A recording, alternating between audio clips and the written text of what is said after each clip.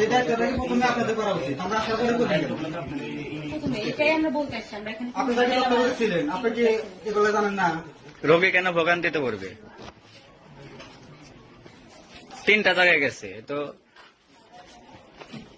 এখন যে তত্ত্বাবধায়ক আছে তাতে এগুলো একটু ঘুরে ঘুরে দেখা উচিত।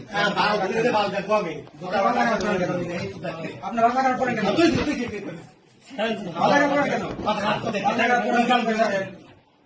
আমরা আরে নেবো কেন? আমি এখন আসলে গোলা কেটে মনে করে দেবো